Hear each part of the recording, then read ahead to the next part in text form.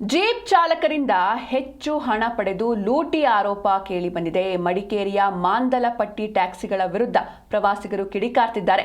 ಜನರಿಂದ ಲೂಟಿ ಅಂತ ಪ್ರವಾಸಿಗನ ವಿಡಿಯೋ ಒಂದು ಇದೀಗ ವೈರಲ್ ಆಗ್ತಾ ಇದೆ. 2500 ಬಾಡಿಗೆ ಅಂತ ಹೇಳಿ 4000 ರೂಪಾಯಿ ವಸೂಲಿ ಮಾಡಿದ್ದಾರೆ ಎನ್ನುವಂತಹ ಆರೋಪ ಇದು. ಹೀಗಾಗಿ ವಸೂಲಿ ಮಾಡಿದ ಜೀಪನ ವಶಕ್ಕೆ ಪಡೆಯಲಾಗಿದೆ. ಮಾಲೀಕನ ವಿಚಾರಣೆ ಕೂಡ ನಡೀತಾ ಇರುವಂತದ್ದು. ವಿಡಿಯೋ ಮಾಡಿ ನ್ಯಾಯಕ್ಕಾಗಿ ಆಗ್ರಹಿಸಿದ್ರು ಬೆಂಗಳೂರಿನ ಅಂಕಿತ್. ಇನ್ನು ಸಂಬಂಧಪಟ್ಟ ಚಾಲಕನನ್ನ ವಶಕ್ಕೆ ಪಡೆದು ವಿಚಾರಣೆಯನ್ನ ನಡೆಸ್ತಾ ಇದ್ದಾರೆ ಪೊಲೀಸರು. ನೀವು ಕೂಡ ನೋಡ್ತಾ ಇದ್ದೀರಾ ದೃಶ್ಯದಲ್ಲಿ ಅವರ ಪೇಮೆಂಟ್ ಸ್ಕ್ರೀನ್ ಶಾಟ್ ಕೂಡ ಇರುವಂತದ್ದು. ಅಂದ್ರೆ ಮಡಿಕೇರಿಯಲ್ಲಿ ಅದೊಂದು ಟೂರಿಸ್ಟ್ ಪ್ಲೇಸ್, ಹೀಗಾಗಿ ಸಾಕಷ್ಟು ಜನರು ಪ್ರವಾಸಕ್ಕಾಗಿ ಬರ್ತಾ ಇರ್ತಾರೆ.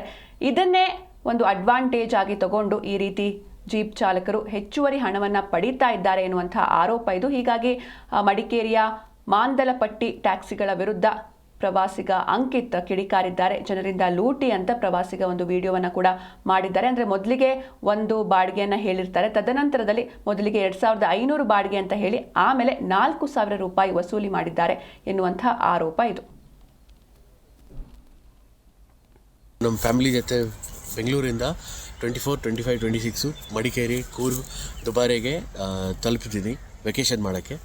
ಇಲ್ಲಿ 25th ಸಂಡೇ ಬೆಳಗ್ಗೆ 4:15 ಇಂದ 5 ಗಂಟೆ ಮಧ್ಯದಲ್ಲಿ ನಾವು ಮಂಡಲಪಟ್ಟಿ ಪೀಕ್ ಹೋಗೋಕ್ಕೆ ಜೀಪ್ ಸಫಾರಿ ಮಾಡೋಕ್ಕೆ ಹೋಗಿದ್ರಿ.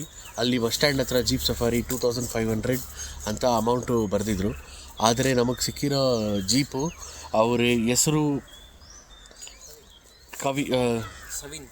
ಸವಿನ್ ಅಂತ, ಅವ್ರ ಹೆಸರು ಸವಿನ್ ಅಂತ. ಅವರು ನಮಗೆ 4000 ಚಾರ್ಜ್ ಮಾಡಿದ್ರು ಕೆಳಗಡೆ.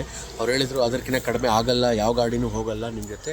ಆ್ಯಂಡ್ ನಾವು ಸನ್ರೈಸ್ ನೋಡಬೇಕಂತ ಆ ಟೈಮಿಗೆ ಅವ್ರ ಗಾಡಿ ಅಕ್ಸೆಪ್ಟ್ ಮಾಡಿದ್ರಿ. ಮೇಲೆ ಹೋಗಾದ್ಮೇಲೆ ಅವರು ನಮಗೆ ಲಾಸ್ಟ್ ಮೂಮೆಂಟಲ್ಲಿ ಗೇಟ್ ಹತ್ರ ಇನ್ನೂ 500